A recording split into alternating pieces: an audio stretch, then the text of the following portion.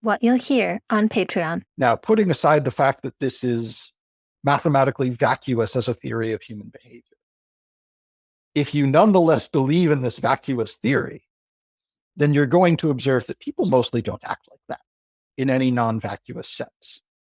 And then you're going to start saying, oh gosh, they're so irrational. I need to force them to climb the hill. And that's actually the theory of neoliberalism.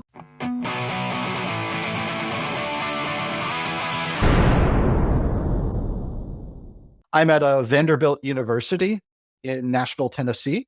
Eli Sennesh is my name. So it is emphasis on the first syllable in my last name. I wasn't sure. I think I would sort of introduce myself as, if I'm being a bit hipster, maybe a computational affective scientist. Affect meaning like emotion.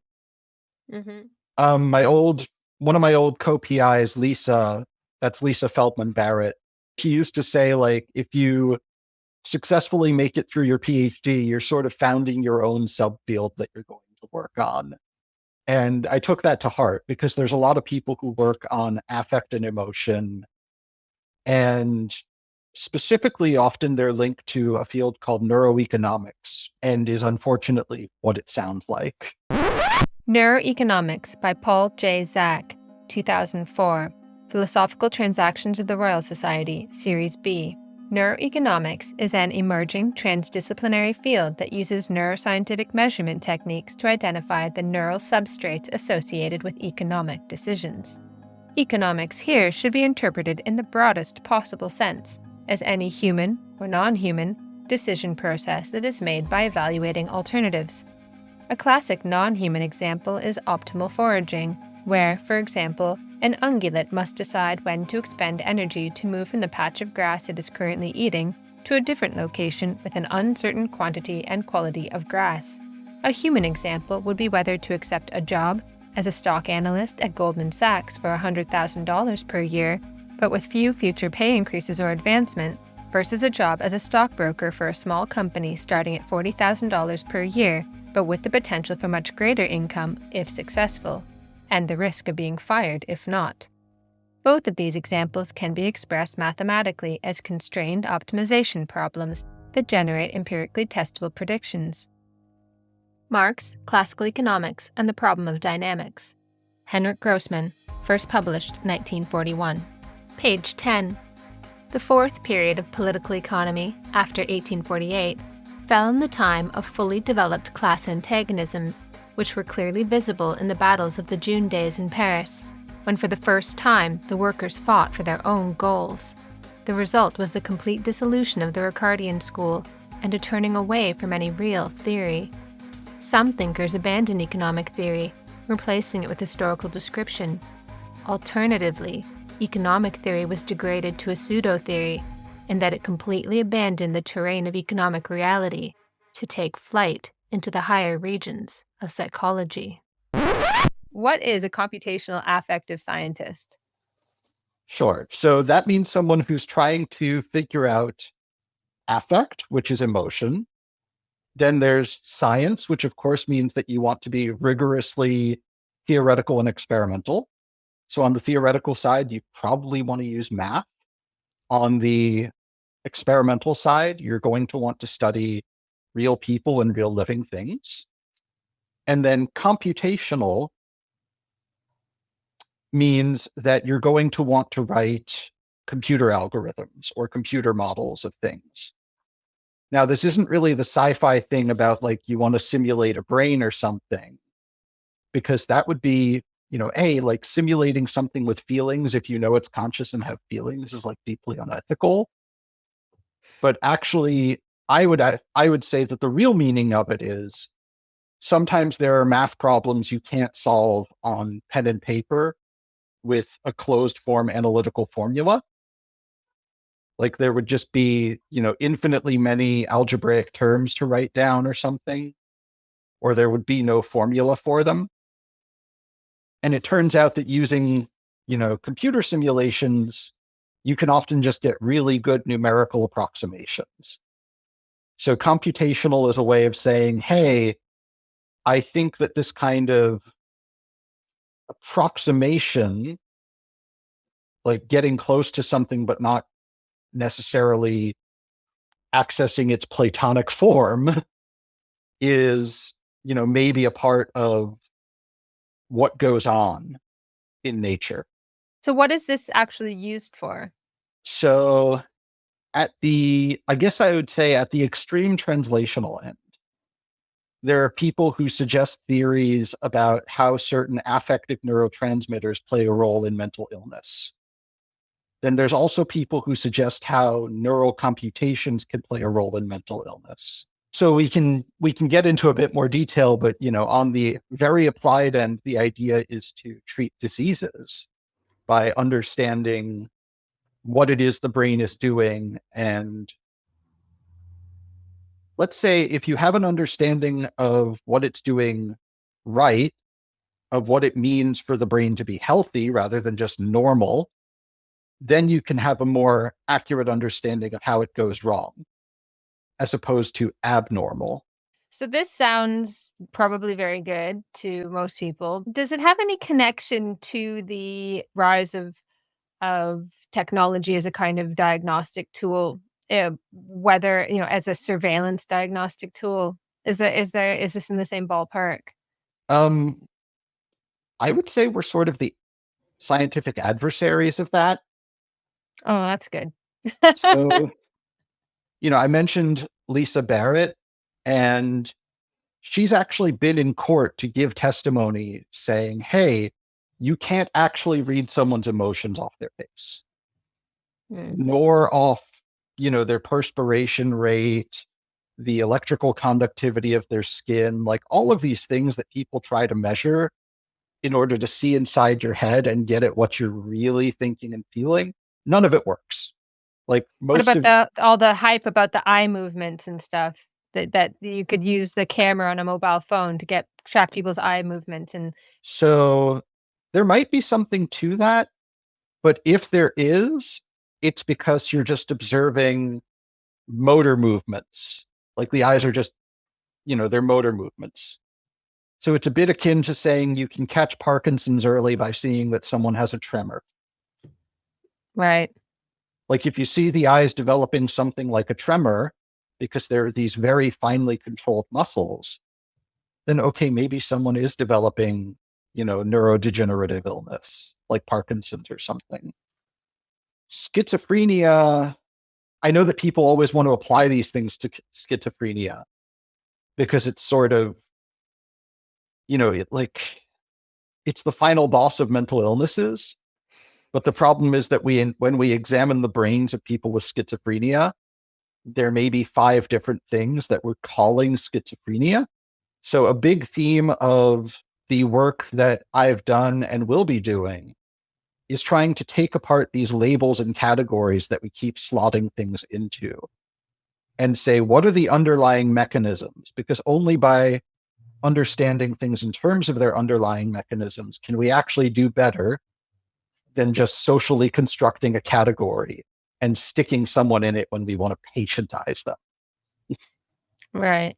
Although I suppose the extreme constructionists would say that even if you are looking at the underlying brain, morphology, you are still saying like that particular thing is an illness, right? Yes, So yes, like I'm the yeah. extreme constructionist. That's what I am Oh, saying. oh, Like, okay. you know, like I don't want to go full Foucault, right? Mm, But to a certain degree, without a normative theory of the brain, there is no way to distinguish mental illness from a purely social category. right. You can't say what's going right in neurotypical brain function. For instance, what's going right in your visual cortex that keeps you from hallucinating? Just, seeing things that aren't there, hearing voices, etc. If we can't give an account of what's going right, then how can we ever give an account of what's going wrong? I suppose the way that they try to get around that with the DSM anyway is to say if it interferes with your functioning, which Yeah. again is If it not brings you to the doctor's office, if it gets social services called on you, or just if it's too far from the average, then yeah, they'll try and classify it, which is just like, I'd even call it an artifact of the way we process our data in neuroscience. Often what we do is just compare things to an average. So we'll take a big sample of brains, image them in an fMRI scanner, and that converts the images into little numbers in a computer. Then we can take the literal arithmetic mean of those numbers, which is just add all the ones that are in the same point in the space, like the same pixel in 3D space, add all of them up and then divide by how many you have, just like we all learned in maybe primary school. And then say, well, that's the average brain here. We'll study the deviations from the average. Okay, but so now here's where I would be a mathematician and say, okay, but by taking an average and then maybe calculating a variance or a standard deviation around that average, you're actually assuming something. You're assuming that all brains are drawn from a Platonic normal distribution, a bell curve, maybe a very high dimensional bell curve, but you're still assuming that the bell curve is what's real, and the observations you're making are artifacts of noise or variation relative to that bell curve. And you're doing that because it's easy for you to calculate with that, not because you have any real scientific reason to believe in it.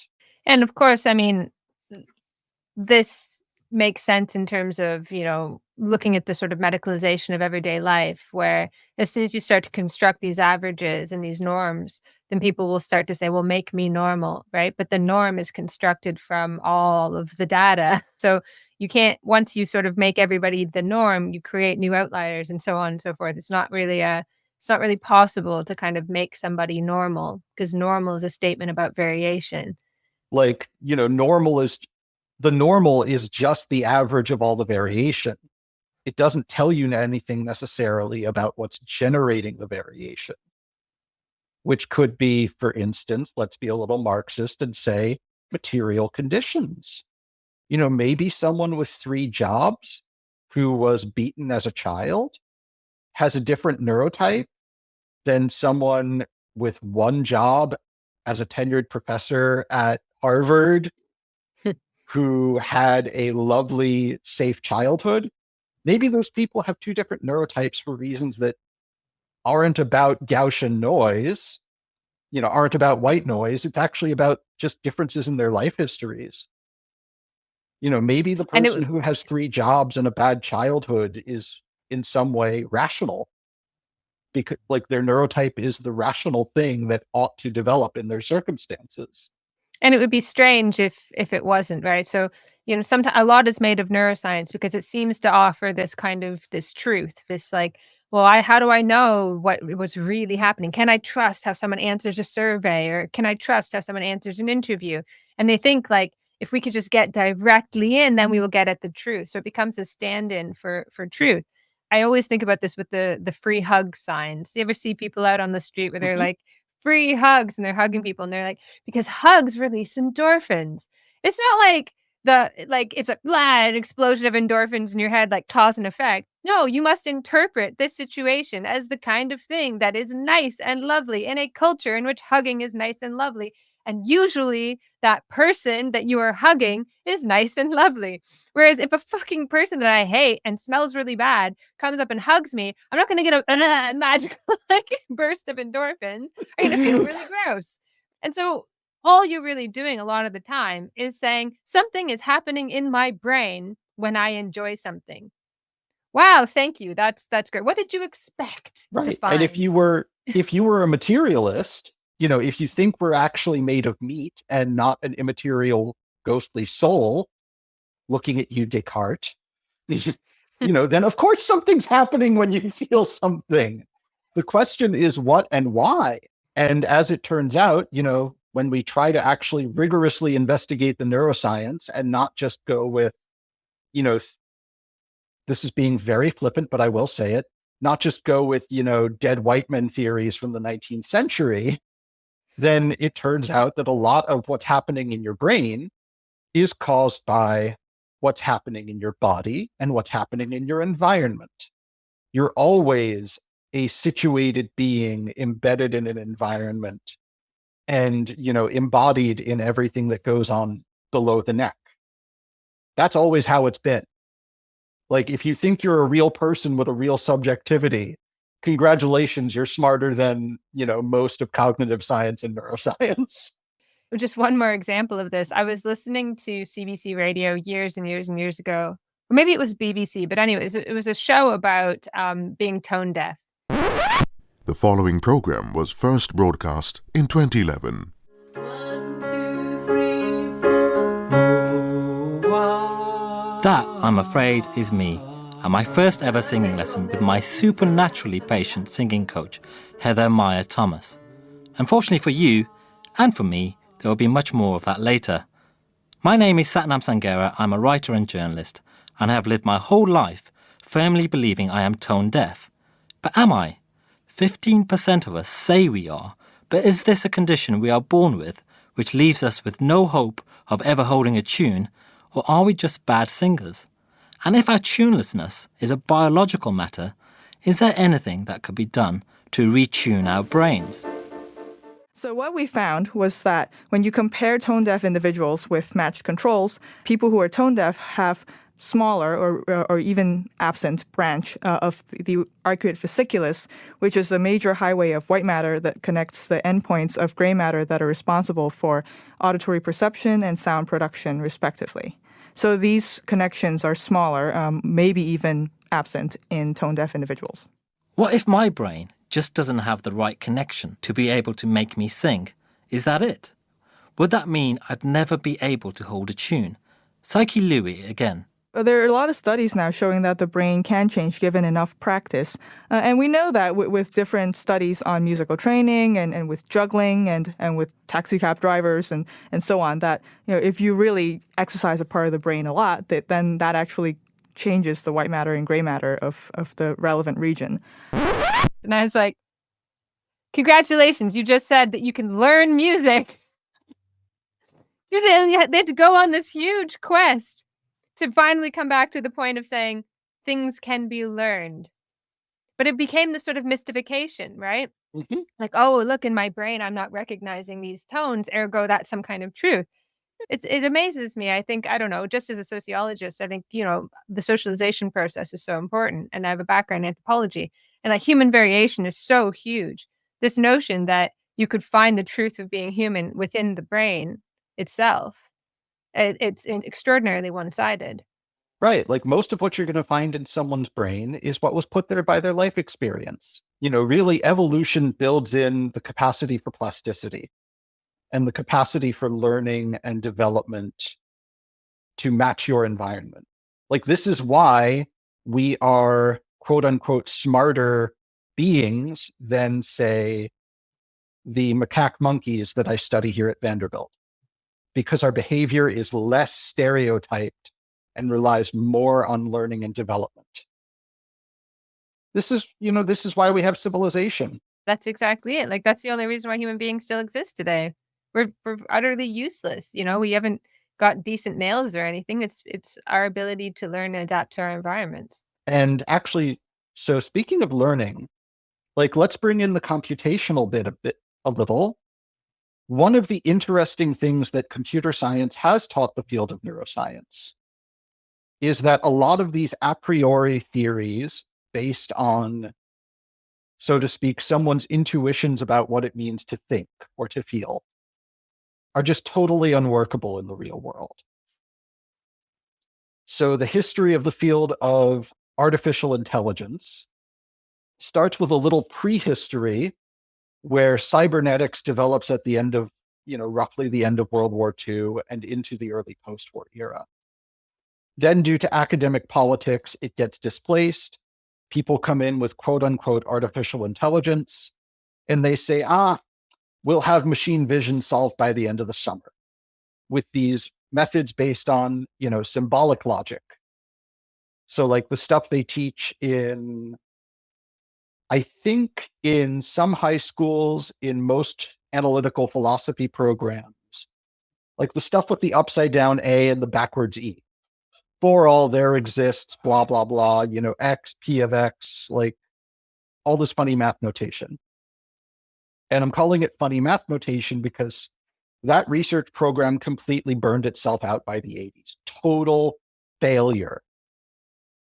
And then for a long time, you had to call your research something else if you were working on computational approaches to thought. So you had people call it machine learning instead. And they started from a totally different foundation, which was statistics. And they tried to tackle much easier problems first. And their research was actually largely a success. At least, on its own purely mathematical terms. Then it all blows up in the late 2000s, and you get what we now call artificial intelligence, which is so-called deep learning, which is really just a way of saying, I'll figure out how to throw more memory and more CPU power at doing statistics. So like the computational part of my work is really just glorified statistics.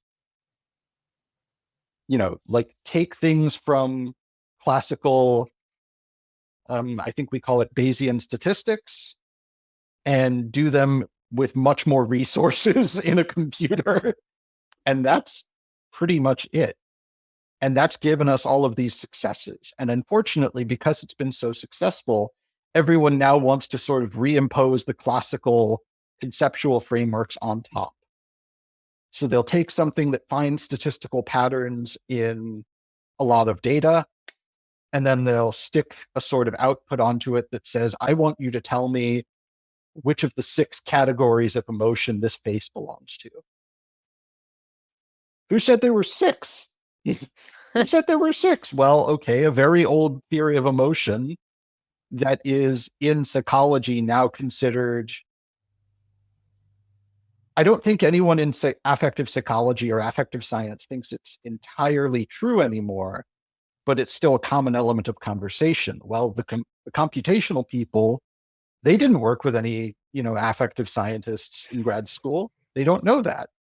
So they just take this completely old, so-called outmoded, so-called classical theory, reimpose it as part of the structure of their statistical data analysis.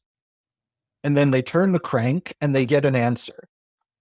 And it turns into that old question about, the old question that someone asked Charles Babbage. If you ask the machine the wrong question, will the right answer come out? Or as we say nowadays, garbage in, garbage out. Like if you impose false philosophical assumptions on high technology, you will still get nonsense. But you'll be fooling yourself, mystifying it to yourself that it's not nonsense because a machine told you. And of course, this was made famous by the COVID simulations in which they put all of these assumptions into the model, like no one ever does anything unless the government tells them to. So it's just like, you have a whole population of people who are like, go this way, instead of thinking, breathing human beings. But why does this lead us astray when it comes to emotion? Because there aren't fixed emotion categories. Artificial intelligence is misreading human emotion. The Atlantic, April 27th, 2021, by Kate Crawford. The claim that a person's interior state can be accurately assessed by analyzing that person's face is premised on shaky evidence. A 2019 systematic review of the scientific literature on inferring emotions from facial movements, led by the psychologist and neuroscientist Lisa Feldman-Barrett, found there is no reliable evidence that you can accurately predict someone's emotional state in this manner.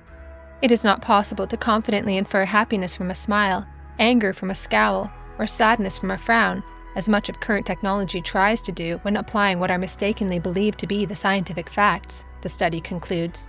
So why has the idea that there is a small set of universal emotions readily interpreted from a person's face become so accepted in the AI field? To understand that requires tracing the complex history and incentives behind how these ideas developed, long before AI emotion detection tools were built into the infrastructure of everyday life. The idea of automated affect recognition is as compelling as it is lucrative. Technology companies have captured immense volumes of surface-level imagery of human expressions, including billions of Instagram selfies, Pinterest portraits, TikTok videos, and Flickr photos. Much like facial recognition, affect recognition has become part of the core infrastructure of many platforms, from the biggest tech companies to small startups. Whereas facial recognition attempts to identify a particular individual, affect recognition aims to detect and classify emotions by analyzing any face. These systems already influence how people behave and how social situations operate, despite a lack of substantial scientific evidence that they work.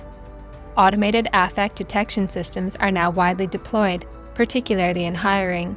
The AI hiring company HireVue, which can list Goldman Sachs, Intel, and Unilever among its clients, uses machine learning to infer people's suitability for a job.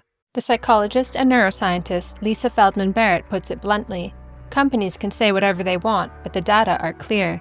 They can detect a scowl, but that's not the same thing as detecting anger. This is the danger of automating emotion recognition. These tools can take us back to the phrenological past, when spurious claims were used to support existing systems of power. The decades of scientific controversy around inferring emotional states consistently from a person's face underscores a central point. One-size-fits-all detection is not the right approach. Emotions are complicated, and they develop and change in relation to our cultures and histories, all the manifold contexts that live outside the AI frame. But already, job applicants are judged unfairly because their facial expressions or vocal tones don't match those of other employees. Students are flagged at school because their faces appear angry, and customers are questioned because their facial cues indicate they may be shoplifters. These are the people who will bear the cost of systems that are not just technically imperfect, but based on questionable methodologies. A narrow taxonomy of emotions is being coded into machine learning systems as a proxy for the infinite complexity of emotional experience in the world. There are no more fixed emotion categories than there are. Sorry, it's hard to find the right word because, we do tend to categorize everything. So people talk about dog breeds, right? And the actual way that you produce a dog breed is that you, the breeder, select some traits that you happen to like. And then you say, I'm going to pair dogs who have those traits, and I'm going to remove from the family tree dogs that don't have those traits. And even then, only a fraction of each litter will, quote unquote, breed true. And that's because the breed itself is not a real thing at all. Like biologically, it doesn't exist. Nothing there. So actually, speaking of dog breeds, one of my dogs back home is an American Pit Bull Terrier. And we have to tell everyone that she is a mixed breed because despite being, the sweetest little thing, there's there's all this breed specific legislation. Does American Pit Bull Terrier exist? Well, not really. Like biologically, the definition of a species or a subspecies is whether something can reproduce with something else. So if an American Pit Bull Terrier and a Golden Retriever can have puppies, that means ultimately they're both dogs. Is there variation between them? Of course. But the variation is the natural part, and the breed is the unnatural category imposed by humans. Emotions are like this. You can have a state, a physical state of your body. Your heart's racing. Your pupils are dilated. You're clenching your fist. But if we ask, and your attention, let's say, psychologically, is directed towards something outside your body. Now, are you anxious or angry? And the real answer is, of course, yes and no. There isn't really a hard line that you can draw between those two things. And ultimately, the reason we draw those category lines is because we're trying to perform specific emotional behaviors to communicate with other people who have acquired those same categories. Mm-hmm. So there's a lot of cultures that have completely different emotion categories, actually. And the ancient Greeks said that your brain was a device for cooling the blood, right? Because they thought all the thinking and feeling happens in the heart. which then pumps out this like vibrant, energetic fluid to energize the rest of the body. And then the brain sort of cools it down. Plenty of cultures would say that a passion moves you. So there's a lot of that in Shakespeare or in old Greek literature, like you're acted upon by this spirit or this passion that comes upon you from outside. In a lot of, let's see, the old and medieval Hebrews, like the Jews, believed in a tripartite soul, which actually sort of maps to like the modern triune brain theory of like lizard brain, mammal brain, human brain, which is, of course, completely false, but, a nice demonstration of cultural variation. So really, we're constantly trying to box our feelings into something that someone else will understand so that we can either sort of perform for them. Like if I'm angry, well, I'm probably in a fight with someone. Or, or getting frustrated at the news for my partner.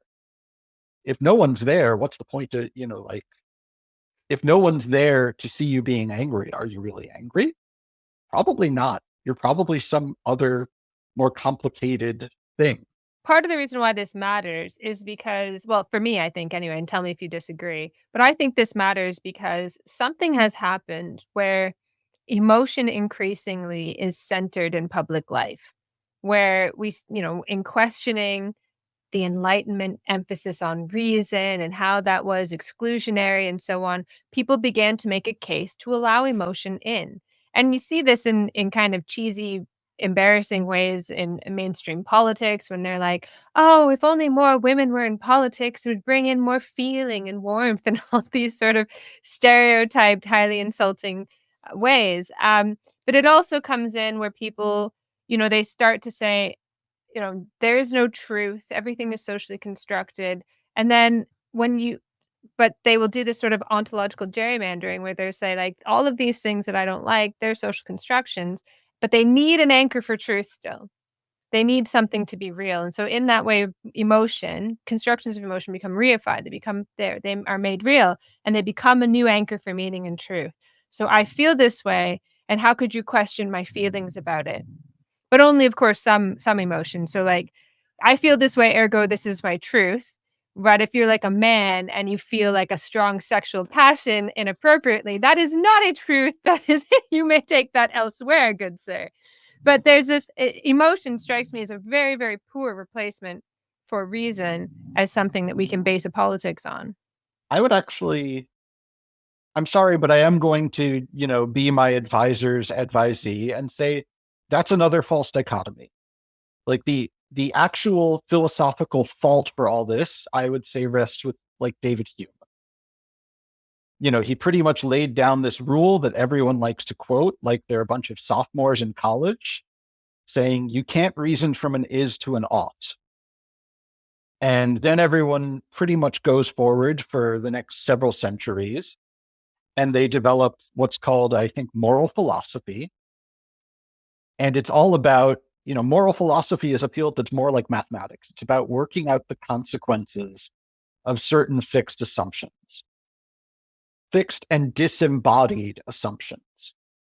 So like what, generates the most utility, that's what you should do, or what follows the moral law and the principles of universal assent. Sorry, Kant's categorical imperative. That's what you should do. Or what makes you virtuous? That's what you should do. Well, the problem is, unless you start with some assumption of where an ought comes from in the first place, they're saying, then, you're effectively groundless. And this all made nice sense in a time when, so to speak, the development of capital R reason as a category, was really modeled on mathematics. And so it meant that, of course, you start with core assumptions. All the Enlightenment philosophers, had a bit in their book where they would say, The following is self-evident, and I know it's true, and it's a premise I'm going to work from. And I would say, well, really we need a notion of reason, I think capital R reason, that is a lot closer to learning from experience, or even to experiencing as such. Because otherwise you never get that initial foot on the gas pedal of quote unquote, I think they call it normativity, a reason why you ought to do something or even would want to do something. And so with that false dichotomy in place, of, I think Adorno addressed this, right? Like of reason being purely instrumental. If this assumption, then that conclusion follows. If you want to achieve this goal, this plan of action follows. But there's no reason, there's no capital R reason anymore to favor one goal over another. Well, then you say, okay, well, it's all based on your personal feelings. Mm-hmm. And that's where you get the emotion, my truth. I feel it in my heart. And so you can't debate with me what's actually good for me. The notion of an interest, a grounded interest, an interest that you have by virtue of the kind of material being that you are, goes straight out the window. Or at least it becomes considered sort of philosophically unjustifiable. You have to have one in order to do politics, we would say. And in continental philosophy, they mostly didn't construct this false dichotomy in the first place. The distinction is a construction, but it's a useful one. So you can't escape social construction. Like as human beings, we divide up the world, we symbolically label it, and we have to do that in order to communicate with each other. We have to delimit the meaning of particular words in order to specify what we're talking about. That's what we do as human beings. We are condemned always to be mediators, always to engage with reality in a mediated way, symbolically. So I think you can't escape construction by saying something is a social construction. You can say that is a social construction that is not particularly useful. And this particular construction is useful in many ways. So reason as in a capacity to think and reflect is a much more useful anchor for politics, for universality, for something that makes us equal as human beings, this sort of thing. The vast majority of us, or at least as a human, you have this capacity, whether or not it actually, for whatever reason, you are able to engage it. But emotion is a loose one, as you were just saying. Like when you start to sort of question all of that, to question this construction, and then you reify emotion in its place, that is less useful. So I recognize the world is endlessly complex and so on, but I think that this particular construction came up at a time when it was very useful. The Object of Medicine, Stephen Bowler, 2008. In A Sociology of Health, edited by David Wainwright. Page 43. We need to step back in time and briefly note the name of René Descartes, the founder of modern philosophy and source of Cartesianism as a school of thought. A devout Catholic his whole life, Descartes nonetheless established some of the key tenets of progressive thought in and beyond the Enlightenment. Chief among these, for our purposes, is his distinction between body and mind, hence Cartesian dualism, in which the former is considered in mechanical terms as in any other animal, but the latter understood as divinely ordained soul. There was no other explanation for the unique and privileged place of man in the world of nature than the God-given capacity of men to exercise reason, argued Descartes. Brutes do not have less reason than men, they have none at all. In cleaving a rational soul from a machine-like body, Descartes made the case for knowledge as we understand it today, as conscious, reasoned, critically articulated insight. In bodily, organic terms, man was no different to other animals. Indeed, in many respects, he was less well adapted to his life than were the animals to theirs. But in one exceptional and precious sense, he was blessed with an ability to stand back from nature, including his own, and hold blind evolutionary forces at arm's length, to objectify them, in order to understand and mediate their impact. So I don't think the issue is to just say, oh, that's a false dichotomy. I don't think the issue is to try and do the critique and abolish move, where I critique it, say that's a false dichotomy. Therefore, I'm just going to abolish it and let all the irrational emotion back into the category of reason. And anyone can have any reason for doing anything. No. What I would say is that category of emotion comes from theories of the brain and mind that literally posited a very literal separation into an irrational beastly part, usually associated with the body, and then a sort of a rational human part, or even a rational heavenly part, usually associated, with like speech act, speech or discourse. And that's the part of the dichotomy I think is false and that we need to get away from. If you don't allow people to have reason for doing things based on their embodiment, then you get this dichotomy. If you say, okay, I have a reason to go get lunch because I'm hungry. I have a reason to go to a demonstration because I lost my home. Like I got evicted. Then there's no problem with the category of reason anymore. It's become something different from the way we've treated it, for the past couple hundred years. But ultimately, a couple hundred years is fairly recent.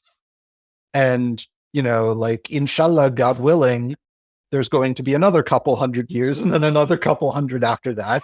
And we're eventually going to look back on sort of Hume's guillotine, a brief period of, let's say, instrumentalized liberalism, a brief period of that. It was between one thing and another, and the thing that came after it lasted a longer time. So we're creeping now towards the death of subjectivity, or the death of the subject. My understanding is that the death of the subject sort of refers to, on a material base level, sort of a decomposition of organized civil society into atomized individuals. And then on a superstructural level, on like how we think and discourse about it, sort of a turn towards like everyone is mentally ill, everyone needs to be managed. And like, the authority to say what's good for you comes from society's collective parents, usually imagined to be the welfare state. Yes, that's really sort of it. Man becomes not a universal human condition, but something very particular. So it's the death of the kind of Enlightenment subject, the liberal subject, the subject that formed the basis of liberal democratic societies. And in its place comes exactly what you said, this idea of a subject that needs to be kind of coddled and protected. And this becomes a really pervasive idea across the political spectrum. And when I say this, it sounds vaguely kind of right-wing, to say like, oh, the liberal subject has died, and there's this idea of a subject that needs, protection and so on. And I disagree with that, because the left has really brought up this idea of protection and safety. But what we were talking about when I said, hey, do you want to do this podcast, was a shared interest in. In part 2, we discuss the work of Philip Mirowski and how economics has lost its way, whether it's possible to make capitalism more rational, and what Eli thinks about the current conflict between Hamas and Israel. Visit patreon.com/Ashley A. Frawley.